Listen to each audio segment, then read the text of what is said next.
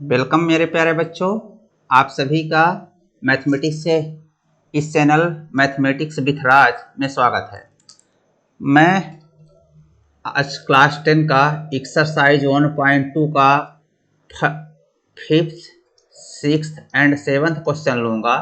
ये वो क्वेश्चन है जो आप की NCERT की बुक क्लास 7 का एक्सरसाइज 1.2 में है। इसके पहले के 1, 2, 3 एंड 4 क्वेश्चन इसके पहले के वीडियो में मैं डाल चुका हूँ, तो उनको पढ़ लीजिए और उसके आगे के जो क्वेश्चन है सब पढ़ सकते हैं। आपको एक एक चीज़ें वहाँ समझाएंगे, बहुत आसान भाषा में समझाएंगे, इसलिए सब चीज़ समझ में आएगा।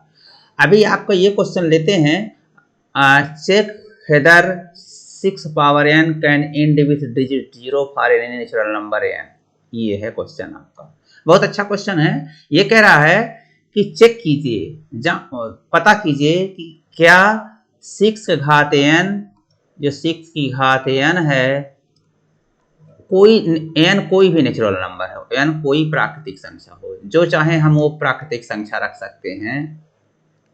तो अनंत प्राकृतिक संख्याएं हैं, जानते हैं आप। तो नेचुरल नंबर n कोई भी प्राकृतिक संख्या, तो यहाँ पर यदि हम कोई भी प्राकृतिक संख्या रखें तो क्या कभी ऐसी ये संख्या मिलेगी इसको पूरा खोलने पर? जैसे पूरा खोलने में मतलब 6 पावर 3 या 6 पावर 4 या 6 पावर 5 या 6 पावर 8 या 6 पावर 6 या 6 पावर 103। 6 पावर 103 का मतलब समझते हैं? 6 पावर 6 पावर 6 पावर 6 पावर 6 103 बार। ये तो करते करते मुड़ा थक जाएंगे। तो आपको ये बेसिकली समझना है कि क्या हम ये जो प्राकृतिक संख्याएं यहाँ पर कुछ रखें तो क्या कभी ये संख्या को जब खोलेंगे, जैसे 6 का पावर 3 खोलेंगे तो 216 आएगा। तो ये 6 से अंत हो रहा है इस संख्या का, तो क्या कभी इस संख्या का अंत 0 से होगा? ये क्वेश्चन है आपका। कैन बी फाइंड अथवा check whether 6 power n can end with the digit 0। क्या 6 पावर n कभी 0 से अंत हो सकता है? मतलब 6 पावर n के अंत में, तो 6 पावर n एक बड़ी संख्या होगी, हम n कुछ भी रख सकते हैं उतनी बार गुणा करने में। जैसे कोई बोला कि हम 6 पावर 211 रखेंगे, तो मतलब है कि 6 का 2 से 11 बार गुणा, ये तो समझते हैं। तो 6 का 2 से 11 बार गुणा तो कोई करते करते 1 साल लगा देगा तो भी मुश्किल हो पाएगा निकल पाना कितना है। तो आपको वो तरीके में तो नहीं जाना है, पर हाँ इसका एक तरीका निकाल सकते हैं कि जरा देखिए, इसका सोल्यूशन करने चेक करना है। तो n इक्वल टू 1 रखिए तो 6 पावर 1 इज इक्वल टू 6, जानते हैं। n इक्वल टू 2 रखिए तो 6 power 2 is equal to 36। n का पावर n इक्वल टू 3 रखिए, कोई भी प्राकृतिक संख्या रख सकते हैं। तो 6 पावर 3 इज इक्वल टू 216। 6 गुणे 6 गुणे 6 करेंगे, आप ये जानते होंगे ना। 6 पावर 3 का मतलब 6 गुणे 3 नहीं होता है, 6 पावर 3 का मतलब 6 गुणे 6 गुणे 6 है, आइए 216 होगा। वे n इक्वल टू 4 रखें तो 6 पावर 4 का मतलब 6 गुणे 6 गुणे 6 गुणे 6। तो आप इसको गुणा करेंगे, 36 छक्का 216, ये हो ही गया 3 बार का, तो 216 और गुणे ये 6। तो फिर से करेंगे यदि, तो ये 6 36, हासिल लगे 3, 6 कम 6 3 9 और 6 दूना 12, 1296।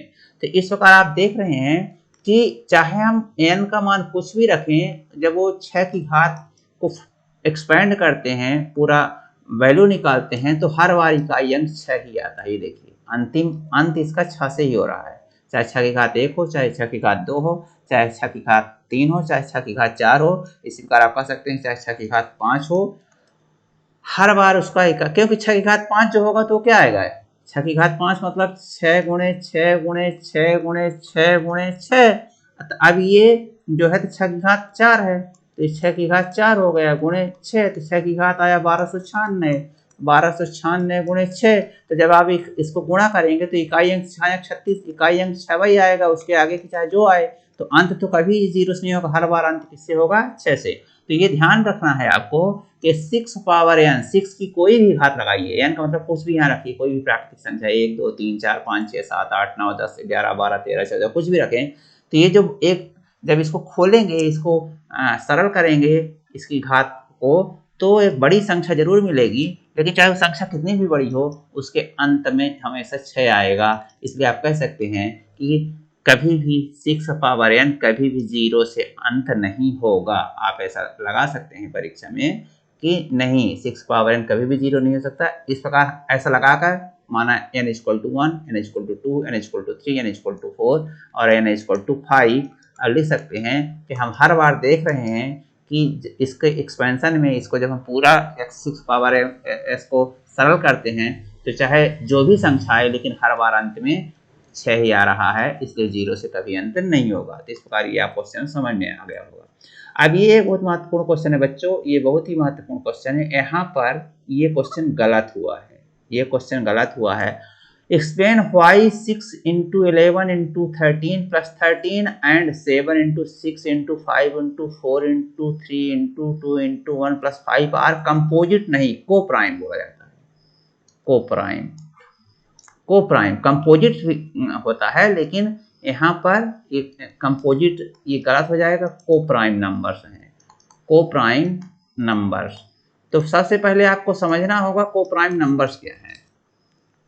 ये ध्यान रखिएगा कि यहाँ पर कंपोजिट नंबर नहीं चाहिए, को प्राइम चाहिए, को प्राइम नंबर। तो कंपोजिट के स्थान पर क्या चाहिए, को प्राइम, ये शब्द चाहिए।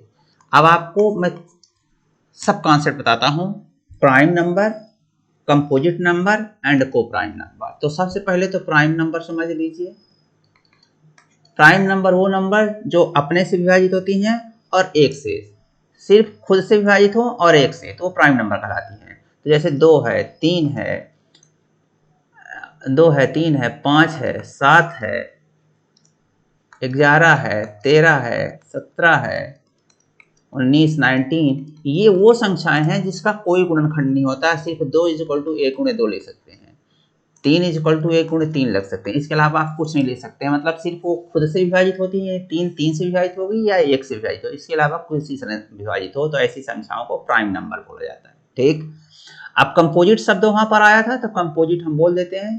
कंपोजिट नंबर वो बोली जाती है, कंपोजिट, कंपोजिट नंबर वो नंबर बोली जाती हैं जो प्राइम नहीं होती हैं, नॉट प्राइम, नॉट प्राइम। मतलब अगर जो संख्याएं प्राइम नहीं है तो फिर कौन कौन सी बच गई, 4, यहाँ 6, यहाँ सॉरी 4 बची, 2 3 नहीं, 3 और 5 के बीच में एक संख्या बच गई 4, 1 6, यहाँ 8 9 10, यहाँ 12 14 15 16 18 20 21 22 24 23 को प्राइम, क्योंकि 23 कुछ सॉरी प्राइम नंबर है। तो ये, तो इस प्रकार ये नंबर जो होती है तो कंपोजिट नंबर कहलाती है, जो प्राइम ना हो, जो प्राइम ना हो, मतलब जो संख्या खुद से विभाजित हो, एक से विभाजित हो और कम से कम किसी एक संख्या से विभाजित हो। जैसे ये 14 है, 14 से विभाजित होगी, 1 से विभाजित होगी, इसके अलावा ये 2 से भी विभाजित होगी, 7 से भी, तो कम से कम एक संख्या और से विभाजित है। जैसे 9 है तो 1 से विभाजित होगी, 9 से तो विभाजित होगी, इसके अलावा 3 से भी विभाजित होगी, तो इसलिए 9 भी कंपोजिट नंबर है। तो कंपोजिट नंबर का मतलब ये है कि वो संख्या जो कम से कम 3 संख्याओं से विभाजित हो, खुद से विभाजित हो, एक से विभाजित हो और एक किसी और संख्या से। अब प्राइम नंबर वो संख्या जो सिर्फ और सिर्फ 2 संख्याओं से विभाजित हो, खुद से और एक से। जैसे 13 है, 2 से, सिर्फ 2 संख्या से विभाजित होगी, 13 से और 1 से। ऐसे 17 है, सिर्फ 2 संख्या से विभाजित होगी। तो प्राइम नंबर उसे बोलते हैं जो सिर्फ और सिर्फ 2 संख्याओं से विभाजित हो, खुद से और एक से। अब कंपोजिट नंबर उसे बोलते हैं, composite number are not prime number, उसको बोलते हैं जो कम से कम 3 संख्याओं से विभाजित हो। यहाँ पर कोई भी ऐसी संख्या नहीं जो 3 से कम संख्या से विभाजित हो, कम से कम 3 या 3 से ज्यादा से विभाजित होती हैं, तो उनको कंपोजिट नंबर बोला जाता है। अब आपको एक शब्द आता है को प्राइम। तो को प्राइम, को का मतलब साथ साथ चलना, साथ साथ, को से मतलब साथ साथ। जैसे कॉलीग हो गया, कोऑपरेट हो गया, तो ये सब शब्द तब आते हैं जब साथ साथ काम होता है ना। तो ऐसे को प्राइम है। तो को प्राइम 2 संख्याओं का कॉन्सेप्ट मिल जाता है। तो जब 2 संख्याओं के गुणनखंड में आपस में कुछ कॉमन हो, जैसे 4 और 5 को प्राइम है, 2 लगातार कोई भी संख्या को प्राइम होती है, 9 और 10, 6 और 7, ये सब को प्राइम होती हैं। लेकिन इसके अलावा भी को प्राइम होती हैं। को प्राइम का डेफिनेशन है कि जिन 2 संख्याओं या 2 से अधिक संख्याएं हों, उनमें आपस में एक के अलावा कुछ भी कॉमन न हो, एक के अलावा कुछ भी कॉमन हो। जैसे मान लीजिए कि 16 और 20, ये को प्राइम नहीं है, आर नॉट को प्राइम, नॉट को प्राइम, ये को प्राइम नहीं है, क्योंकि इसमें 4 है जो दोनों में कॉमन है, एक के अलावा कुछ कॉमन नहीं है, जैसे 4 और 9 है, ये को प्राइम है। को प्राइम देखिए, ध्यान रखिए, को प्राइम का मतलब ये नहीं ना तो ये प्राइम है ना तो ये प्राइम है। देखिए प्राइम नंबर में कहीं नहीं है, 4 और 9 कहीं नहीं है, पर ये दोनों आपस में एक साथ जब इनकी चर्चा होगी तो को प्राइम बोला जाएगा। को प्राइम का मतलब ये है कि जब, ध्यान से बहुत सुनने की जरूरत है, कि ना तो 4 प्राइम नंबर है ना तो 9 है। यहाँ देखिए, यानी 4 भी कंपोजिट नंबर है, 9 भी, ये देखिए कंपोजिट नंबर है, 4 भी कंपोजिट नंबर है, 9 भी कंपोजिट नंबर है।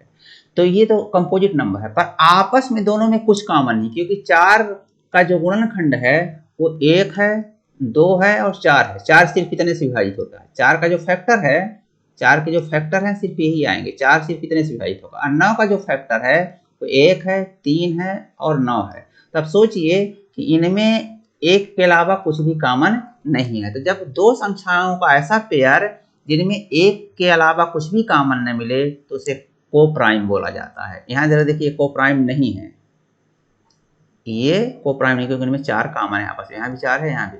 16 का जो फैक्टर है वो 1 है, 2 है, 4 है, 8 है और 16 है। 20 का जो फैक्टर है वो क्या है, 1 है, 2 है, 4 है, 5 है, 10 है और 20 है। जरा देखिए, एक के अलावा, एक तो है ही वो ठीक है, सिर्फ एक ही कॉमन होता था हम इसको को प्राइम बोलते थे, लेकिन 4 भी एक ऐसी संख्या है जो दोनों में कॉमन है, दोनों का फैक्टर है।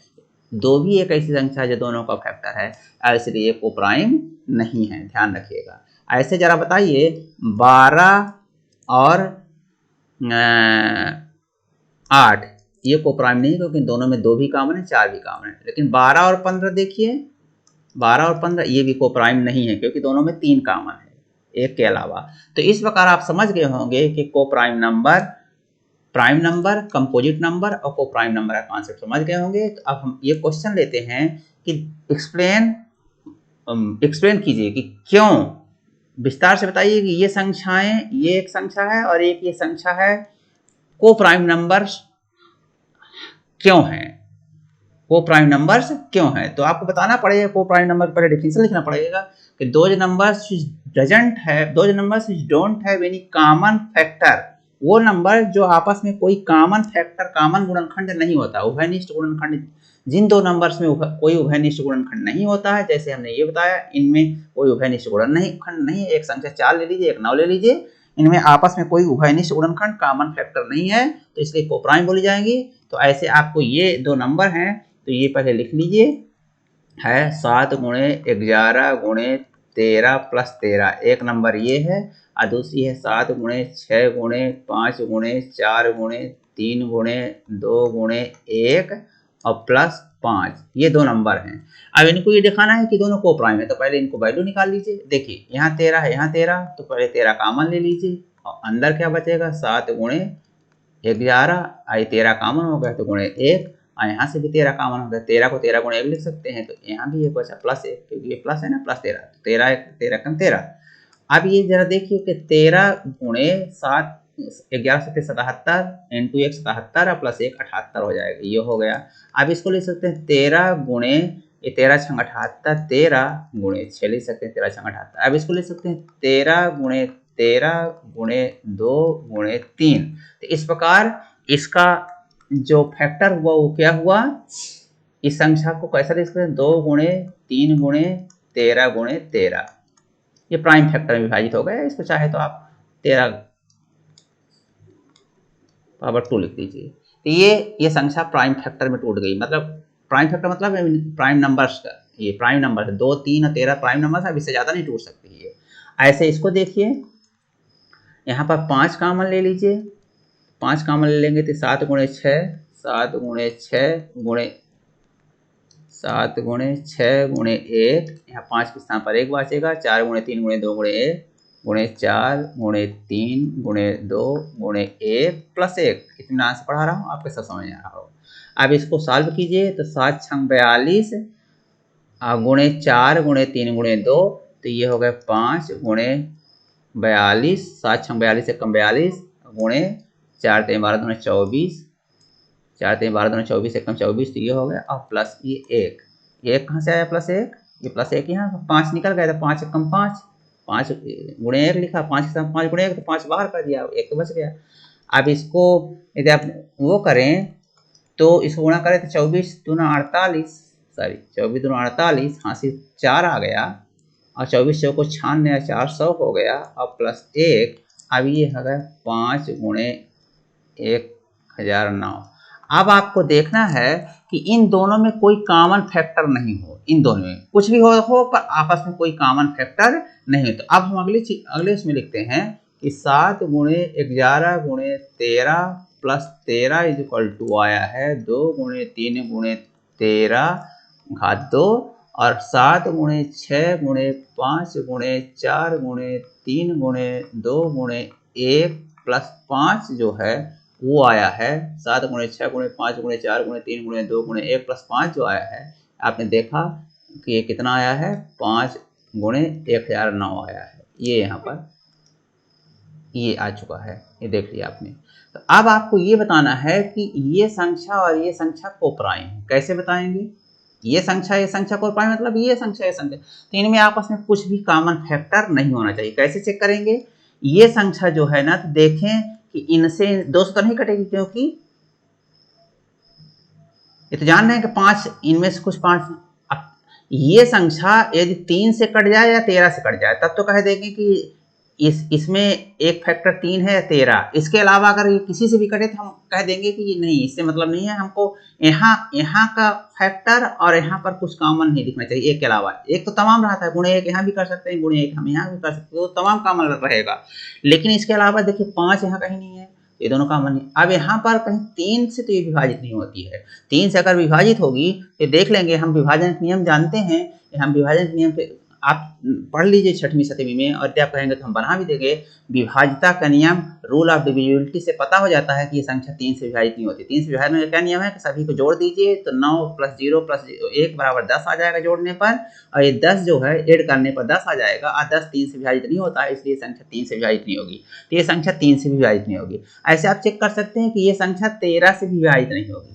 तो जब 13 से ना विभाजित होगी, ना 3 से विभाजित होगी, 2 से विभाजित होगी ही नहीं, तो इस प्रकार यहाँ पर जो फैक्टर यहाँ पर है वहाँ ये कोई फैक्टर नहीं है, गुणनखंड नहीं है, और इस प्रकार कोई कॉमन गुणनखंड नहीं है। इस प्रकार हम कह सकते हैं कि दोनों नंबर कोप्राइम हैं, कोप्राइम नंबर्स हैं, ये दोनों नंबर कोप्राइम नंबर्स हैं, इसलिए एक्सप्लेन हो गया। ये आप लिख सकते हैं चूंकि इन दोनों नंबर सिंस 2 × 3 × 13 स्क्वायर एंड 5 × 1009 दोनों में से कोई गुणनखंड कॉमन नहीं है, इसलिए जब कोई गुणनखंड नहीं कॉमन होता तो दो संख्याओं को आपस में कोप्राइम बोला जाता है, और इसलिए ये नंबर कोप्राइम है, ये सिद्ध हो गया।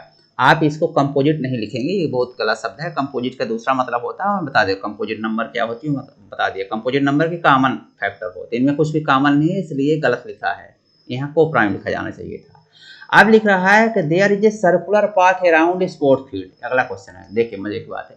एक स्पोर्ट फील्ड है, ये ऐसा एक मैदान है, खेल का मैदान है, वो सर्कुलर है, वृत्ताकार है।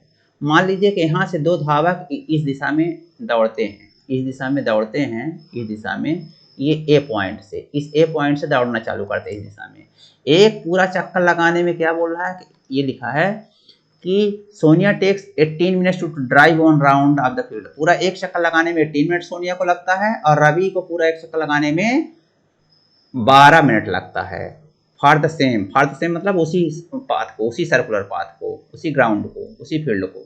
Suppose they both start at the same point, एक ही स्थान से चलते हैं और एट द सेम टाइम, एक ही समय चलते हैं, गो इन द सेम डायरेक्शन। तो ये है कि ये सोनिया को जो है तो 18 मिनट्स लगता है, और रवि को 12 मिनट्स लगता है।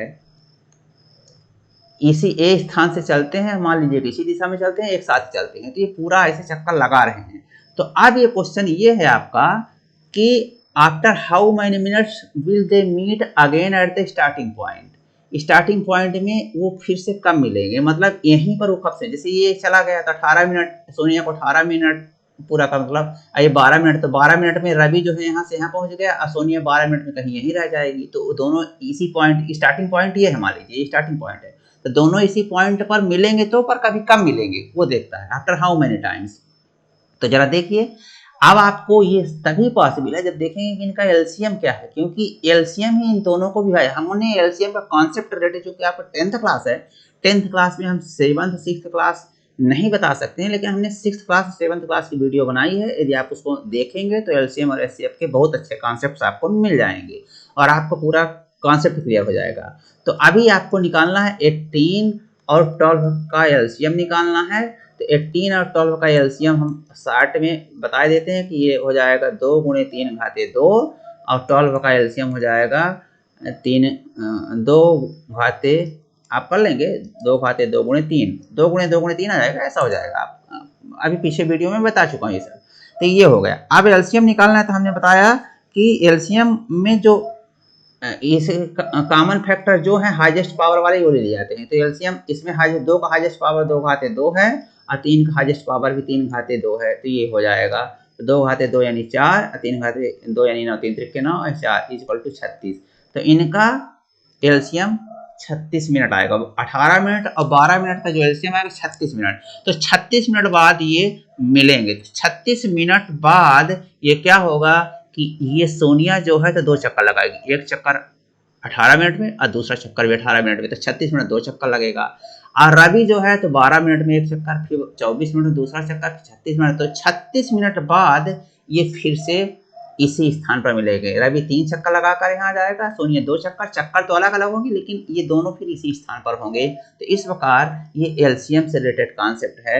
और यदि एलसीएम का कॉन्सेप्ट आप नहीं जानते हैं तो मेरे पिछले वीडियो देखिए, आपको सब मिल जाएगा, वहाँ पर हर एक चीज़ मिल जाएगी। और इस प्रकार ये आप कहीं भी नहीं लिखा है कि एलसीएम से रिलेटेड कॉन्सेप्ट है, लेकिन जब तक आप एलसीएम का कॉन्सेप्ट नहीं जानेंगे तब तक आप यहाँ पर क्या लगाएंगे, कौन सी चीज़ लगाएंगे, आपको पता नहीं होता है। इसलिए बच्चों हमेशा कॉन्सेप्ट पर जरूर ध्यान दीजिए।